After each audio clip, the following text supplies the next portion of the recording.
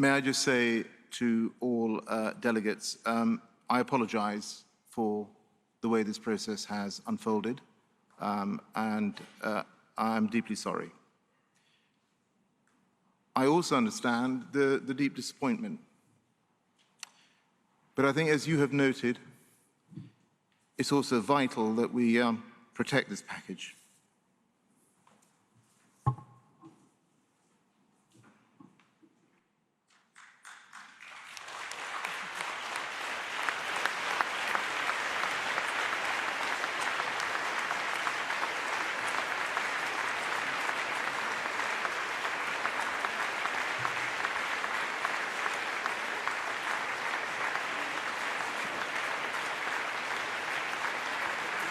Yeah, I think that was mainly due to, obviously, things dragging on for so long. It was a long, drawn-out process. It was supposed to finish much earlier than that. Unfortunately, the countries involved couldn't agree, and I think that was, difficult for him because he had to take on everyone's opinions, everyone's worries and fears about the various measures that were put in place in the draft contract. So that was obviously a huge undertaking for him, not just mentally, but emotionally, you would imagine, as well. So, yeah, you can understand why he got a little bit drained and emotional. Not surprising at all, really, given the magnitude of the situation. But, yeah, I mean, yesterday was a long, drawn-out process. We were expecting something maybe around midday. It didn't happen. It dragged on and on and on. Eventually, last night, the countries all signed up to it. Some not happy as well. Switzerland saying pretty disappointed with the outcome. Not alone. There was others as well.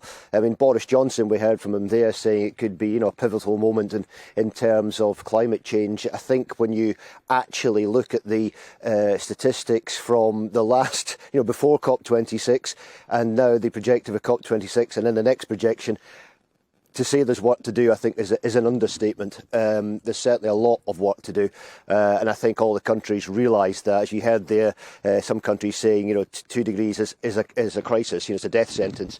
So you can understand why they're saying that. But certainly, the main points here is revisiting the cutting plans next year to try and keep 1.5% target reachable. So I think that's the good thing that's come out of it. Certainly the first ever inclusion of the commitment to limit coal use is another major step forward, but certainly they need more. And increased financial help for developing countries, I'm sure, will have gone down well with many too.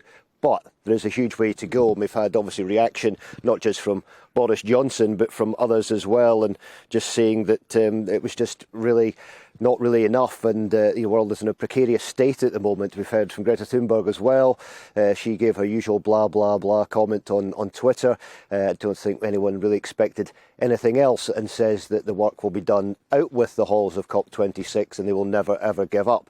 So, yeah, lots of people commenting on it and having their say on this year's COP26.